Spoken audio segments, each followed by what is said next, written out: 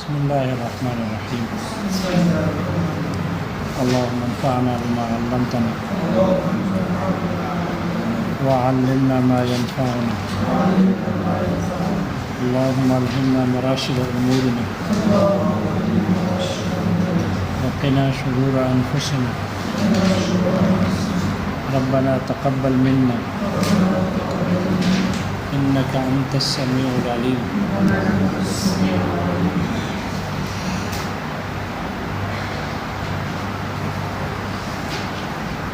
سبق یاد ہے بھائی؟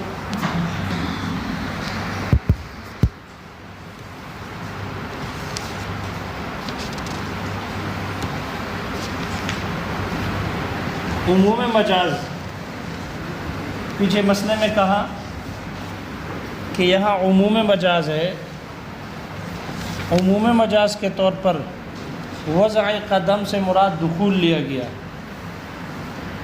اور عموم مجاز کے طور پر دار فلاں سے سکن فلاں مراد لیا گیا. اس عموم مجاز کی مثال دے رہے ہیں کہ جیسے یہاں عموم مجاز ہے، اسی طرح عمومی مجاز ایک دوسرے مسئلے میں ہے کہ اگر کوئی آدمی یہ قسم کہے کہ عبدی حر یوم یقدم فلان، عبدی حر یوم یقدم فلان، میرا غلام آزاد ہو جس دن فلاں آدمی آ جائے، فلاں آدمی آ جائے. اب فلاں آدمی یوم کہا، عبدی حر یوم یقدم فلان. یوم کا حقیقی معنی ہے نہار، دن. حقیقی معنی نہار دن ہے، اور مجازی معنی اس کا رات. آپ لوگ کہتے ہو کہ فلاں آدمی دن کو آ جائے تب بھی حانس، یعنی اس کا غلام آزاد ہو جائے گا، اور اگر فلاں آدمی رات کو آ جائے تب بھی حانس اور اس کا غلام آزاد ہو جائے گا. تو آپ یوم کے لفظ سے حقیقی اور مجازی دونوں جمع کر رہے ہو. یوم کے لفظ کا حقیقی معنی بمعنی نہار اور بمعنی رات دونوں کو جمع کر رہے ہو، اور یہی جمع بین الحقیقت والمجاز ہے.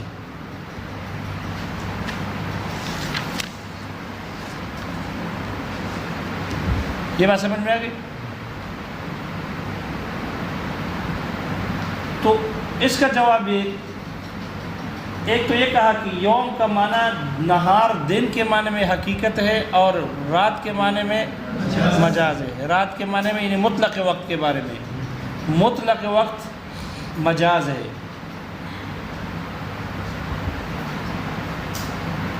تو جیسے یہاں جمع بین الحقیقت والمجاز عموم مجاز کے طور پر ہے، ایسا ہی پیچھے والے مسئلے میں بھی وضع قدم سے مراد عمومی مجاز کے طور پر پاؤں رکھنا نہیں ہے بلکہ دخول مراد ہے، اور دار فلاں سے مراد سکن فلاں مراد ہے، دار مملوکہ مراد نہیں ہے، دار مملوکہ مراد نہیں ہے.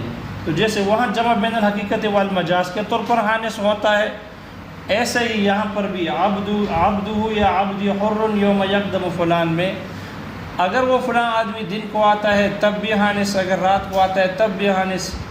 تو یہاں جو حانس ہونا ہے یہ جمع بین الحقیقت والمجاز کے طور پر نہیں بلکہ عموم مجاز کے طور پر ہے.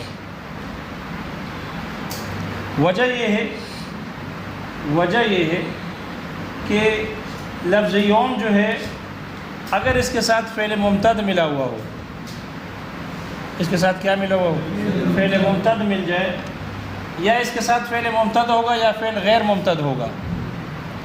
یوم کے ساتھ جس فعل کا ذکر ہوگا وہ فعل یا تو ممتد ہوگا یا غیر ممتد ہوگا. اگر اس کے ساتھ فعل ممتد ہو، فعل غیر ممتد ہو، فعل غیر ممتد ایسے فعل کو کہتے ہیں جس کے لیے وقت کو بیان نہ کیا جا سکے، جس کے لیے وقت کو بیان نہیں کر سکتے. جیسے قدوم ہے، آنا. ایک آدمی جو ہی اس کا آنا پایا جاتا ہے تو ہم اس کو نہیں کہہ سکتے کہ وہ 2 دنوں سے آ رہا ہے، نہیں، بلکہ جو ہی دروازے میں داخل ہو جائے تو قدوم پایا گیا، آنا پایا گیا. یا جیسے کہ انت طالقن ہے، طلاق دینا، یہ فعل آنی ہے، جو ہی طلاق دے گا تو طلاق واقع ہو جائے گی. یہ نہیں کہ 2 دنوں سے طلاق دیتا ہے، یا 5 گھنٹوں سے طلاق دے رہا ہے، اس فعل میں امتداد نہیں ہے، لمبا نہیں ہوتا، بلکہ فعل آنی ہے، ایک آنن فانن ہو جاتا ہے، ایک لمحے میں ہو جاتا ہے۔ تو جیسے یہ قدوم ہے، جیسے دخول ہے، جیسے یہ طلاق ہے، جیسے نکاح ہے، یہ ایسے افعال ہیں کہ یہ فعل آنی ہے، اس کے لیے وقت کو بیان نہیں کیا جا سکتا، اس لیے اس فعل کو کہتے ہیں فعل غیر ممتد، فعل غیر ممتد۔ اور فعل ممتد وہ فعل ہوتا ہے کہ جس کے لیے مدت کو بیان کیا جا سکتا ہو، جو لمبا ہو سکتا ہو۔ امتد یمتد، امتداد کا معنی دراز ہو جانا، لمبا ہو جانا۔ جیسے کہ رکوب ہے، ایک آدمی کہتے ہیں رکب زید یومن، زید ایک دن تک سوار رہا، تو یہ جو رکوب ہے یہ فعل ممتد ہے، اس کے لیے مدت کا بیان درست ہے، اس کے لیے مدت بیان ہو سکتا ہے کہ 5 گھنٹے تک سوار رہا، تو یہ جو مدت ہے یہ فعل دراز ہو جاتا ہے۔ یا جیسے کہ انہوں نے مثال دی ہے امر کی بیدی کی، امر کی بیدی کی، معاملہ تیرے ہاتھ میں ہے، یعنی تجھے اختیار ہے، اور یہ اختیار ایسے فعل ہے کہ اس میں امتداد ہو جاتا ہے۔ کہتے ہیں نا مجھے 5 دنوں تک اختیار ملا، مجھے 5 گھنٹے تک اختیار ملا۔ اختیار یہ نہیں کہ جو اختیار دے دیا جائے تو اختیار پھر ختم ہو جائے، نہیں، ختم نہیں ہوتا، دراز ہو جاتا ہے، اور مدت کا بیان کرنا اس کے لیے ٹھیک ہے۔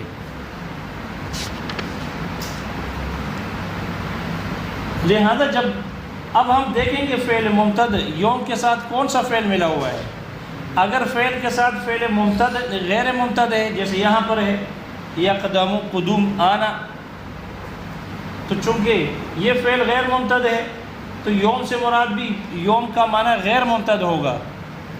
یوم بمعنی نہار، دن کب سے ہوتا ہے؟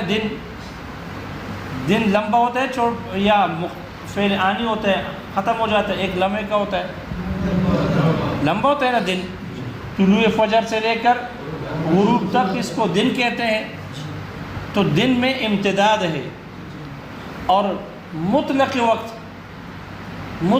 9 بجے، 6 بجے، 5 بجے، 1 بجے، یہ جو مطلق وقت ہے دن یا رات کا، اس میں امتداد نہیں ہے، اس میں امتداد نہیں۔ لہذا جب فعل غیر ممتد ہوگا تو پھر یوم سے مراد بھی غیر ممتد ہے، یعنی مطلق وقت ہوگا۔ اور جب فعل کیوں؟ اس لیے کہ جب فعل ایک لمحے میں ختم ہو جاتا ہے تو پھر اس کے لیے یوم کا معنی نہار لینا بے معنی ہے، ان کے یوم کا معنی ہم مطلق وقت لیں گے۔ اور جب فعل ممتد ہو، فعل میں امتداد ہو، تو پھر اس صورت میں یوم سے مراد بھی نہار لیں گے، تاکہ وہ فعل اس پورے وقت میں ہو جائے۔ نہار یعنی اس نہار میں بھی امتداد ہوتا ہے، وقت میں بھی امتداد ہے، اور فعل میں بھی امتداد ہے۔ تو جب فعل ممتد ہوگا تو یوم سے بھی ممتد یعنی نہار مراد ہوگا، اس لیے کہ نہار بڑا ہوتا ہے اور مطلق وقت ایک لمحے کا بھی ہوتا ہے، چاہے دن ہو یا رات۔ لہذا یہ یوم کا لفظ جب اس کے ساتھ فعل غیر ممتد آ جائے تو ہم نے یوم سے کون سا وقت مراد لیں گے؟ مطلق وقت، اور مطلق وقت میں دن بھی داخل ہے اور رات بھی داخل ہے، اس لیے اس کا دن کا آنا یا رات کے آنے دونوں صورتوں میں جب وہ حادث ہوتا ہے تو یہ جمع بین الحقیقت والمجاز کے طور پر نہیں بلکہ عموم مجاز، اس لیے کہ یوم بمعنی نہار حقیقت ہے، اور یوم بمعنی لیل یا یوم بمعنی مطلق وقت یہ مجاز ہے، یہ کیا ہے؟ اور عموم مجاز ہے، مجاز ہے اور مجاز عام ہے، اس لیے کہ مطلق وقت ایک ایسا لفظ کا ایسا معنی لے لیا کہ حقیقی معنی بھی اس کا ایک فرد، اس لیے مطلق وقت میں نہار بھی داخل ہے، رات بھی داخل ہے اور نہار بھی، اس لیے مطلق وقت جو ہے وہ عموم مجاز ہے۔ کیا ہے؟ عموم مجاز۔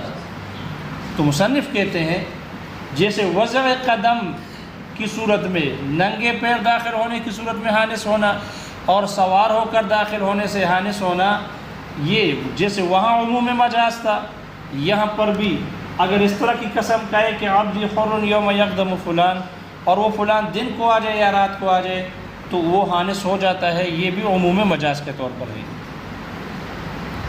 یہ بھی کس کے طور پر ہے؟ عموم مجاز کے طور پر۔ یہ بات سمجھ میں آ گئی؟ البتہ شارح کہتے ہیں کہ بعض لوگوں نے اس یوم کو نہار میں اور مطلق وقت میں، یوم بمعنی نہار اور مطلق وقت کے معنی میں مشترک لیا ہے۔ کیا لیا ہے؟ پہلے تفسیر کے مطابق تو یہ حقیقی معنی ہے اور یہ مجازی ہے، لیکن شارح کہتے ہیں بعض لوگوں نے اس کو حقیقت اور مجاز قرار نہیں دیا، بلکہ یہ کہا کہ یہ دونوں مشترک ہیں۔ لفظ یوم نہار میں اور مطلق وقت میں کیا ہے؟ مشترک ہے۔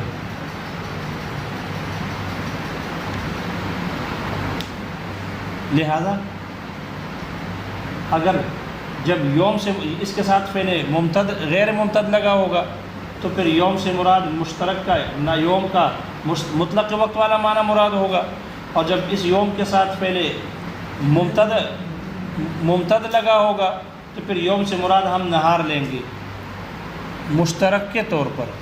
لہذا یہ مشترک ہے، یہ حقیقت اور مجاز نہیں ہے۔ کچھ سمجھ میں آ گیا؟ بعض لوگوں نے اس کی تقریر اس انداز میں کی ہے کہ اس کو یوم کو نہار کے معنی میں اور مطلق وقت کے معنی میں مشترک قرار دیا، لیکن آپ پڑھ چکے ہو کہ اصول یہ ہے، قاعدہ یہ ہے کہ جب کوئی لفظ حقیقت اور مجاز اور مشترک کے درمیان دائر ہو جائے، یعنی ایک لفظ میں یہ بھی احتمال ہو کہ اس کا یہ معنی مجازی ہو اور یہ بھی احتمال ہو کہ یہ معنی اس کا مشترک کے طور پر حقیقی معنی ہو لیکن مشترک ہو، تو اب یہ لفظ ایسے دو معنوں کے درمیان دائر ہو گیا کہ ان میں ایک مجاز بھی ہو سکتا ہے اور مشترک بھی بن سکتا ہے حقیقت بن کر، تو اس میں ترجیح کس کو ہوتی ہے؟ جی تکا مارو، کچھ تو بولو اللہ کے بندو، یا مشترک ہوگا یا کیا ہوگا؟ اس میں ترجیح مجاز کو ہوتی ہے۔ کس کو ہوتی ہے؟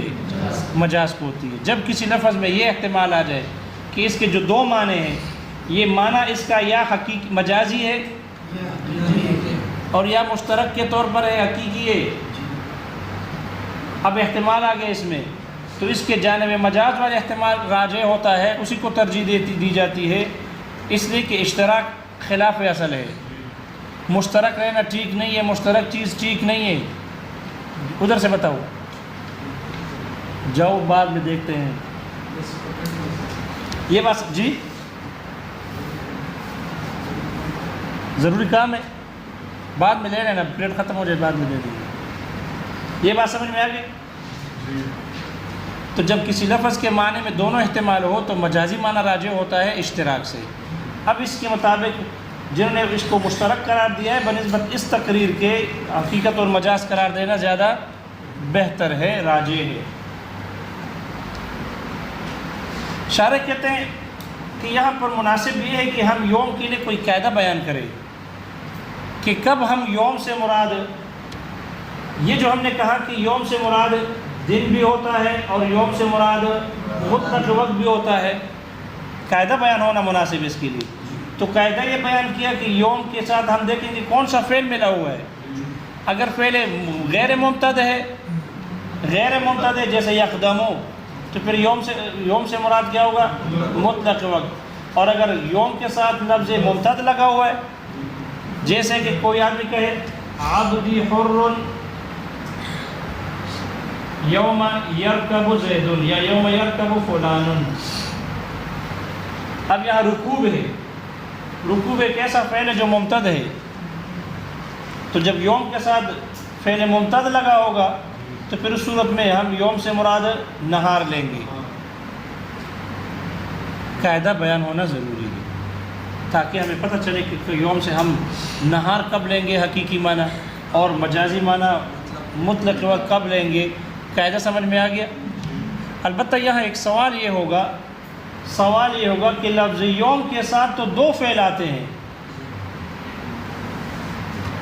ایک یوم کا مضاف الیہ اور ایک یوم کے لیے عامل ظرف عامل بنتا ہے، یعنی مظروف بنتا ہے، اور یہ یوم اس کے لیے ظرف بنتا ہے، یہ یوم اس کے لیے کیا بنتا ہے؟ ظرف بنتا ہے۔ تو یوم کے ساتھ تو 2 فعل ذکر ہوتے ہیں. آپ کون سے فعل کی بات کر رہے ہیں؟ جو یوم کا مضاف الیہ ہے وہ اگر ممتد اور غیر ممتد ہوگا تو پھر یوم سے ممتد اور غیر ممتد مراد لیں گے، یا جب یوم جس کے لیے ظرف بنتا ہے، جو اس کے میں عامل ہے، اس کو دیکھیں گے اگر وہ ممتد غیر ممتد ہے. تو اس کی 4 صورتیں بنتی ہیں. کتنی صورتیں بنتی ہیں؟ 4 صورتیں بنتی ہیں. پہلی صورت یہ ہے کہ کیا ہو گیا؟ پہلی صورت یہ ہے کہ یوم سے پہلے بھی فعل ممتد ہو اور یوم کے بعد بھی فعل ممتد ہو، جیسے کہ امر کی بیدی کی،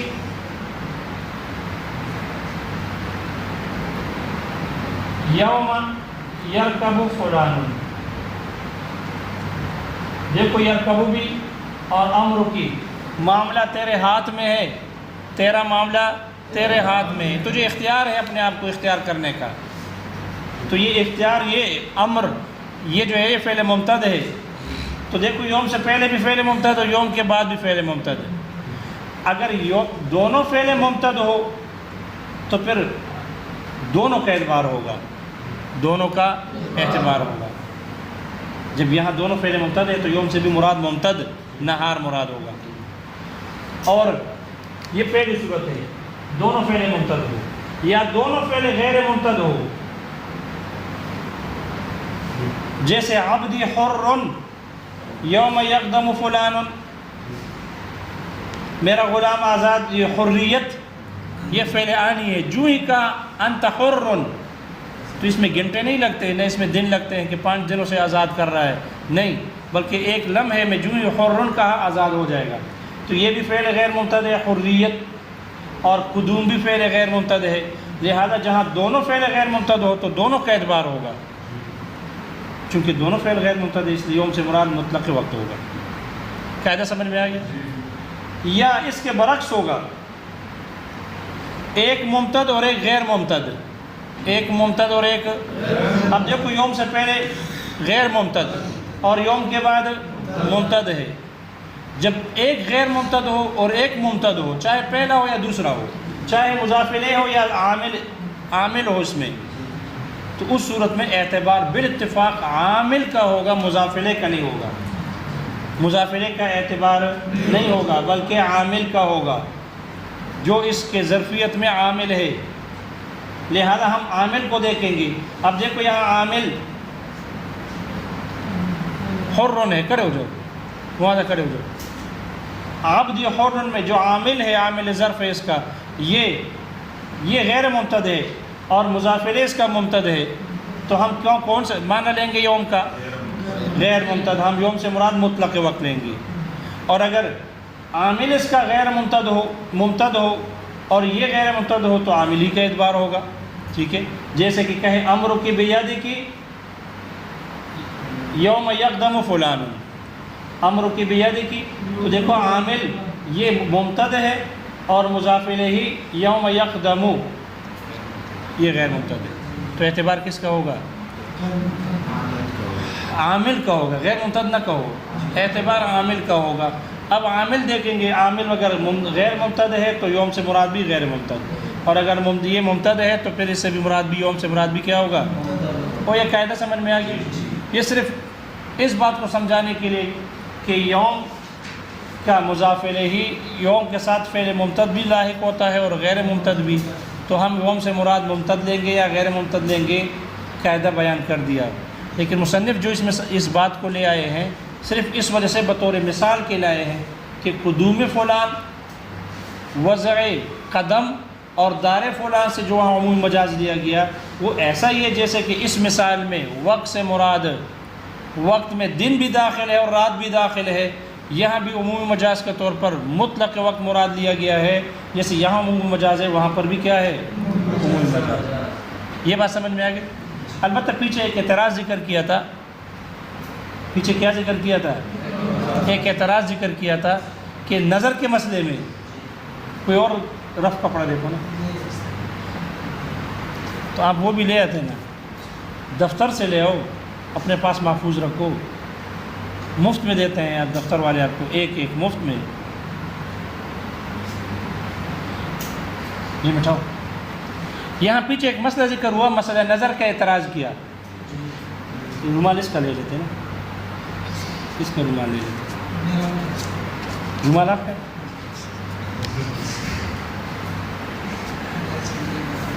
نظر کے مسئلے میں کہا کہ اگر کوئی آدمی نظر مانے اور یہ کہ للہ علیہ ان اصوم رجبا، اور اس سے صرف یمین کی نیت کرے. کس کی نیت کرے؟ یمین کی نیت کرے. تو یہ نظر بھی ہے اور یمین بھی ہے، نظر بھی ہے اور یمین بھی ہے. تو یہی جمع بین الحقیقت والمجاز ہے، کیونکہ للہ علیہ صوم رجبا،